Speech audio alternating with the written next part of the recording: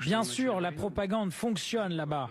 Ils font un lavage de cerveau et affirment que c'est nous qui avons déclenché la guerre. Ils oublient que ce sont eux-mêmes qui l'ont commencé en 2014, lorsqu'ils ont utilisé des chars et des avions contre la population civile du Donbass. Начало СВО практически, да, больше выстраиваем отношения с нашими партнерами в дружественных странах. Так мы раньше там работали. Если так по-честному. C'est là que la guerre a commencé et nous faisons tout pour y mettre fin. Недружественных стран. Ну, кстати, у нас нет недружественных стран. У нас есть недружественные элиты в некоторых странах.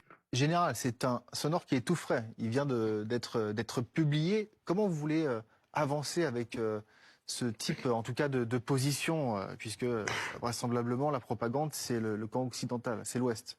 Il confirme, en fait... Ce que disait quelque part le président de la République. Hein. Oui, mais il confirme totalement, en fait, derrière son projet.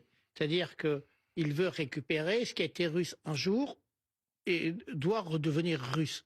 Donc, il inverse depuis le début la culpabilité, la responsabilité. Donc, il l'impute, bien entendu, aux Ukrainiens, en disant que ce sont les méchants ukrainiens qui ont été méchants avec la population du Donbass, une population russophone, bon, et que il ne fait que protéger la population russophone.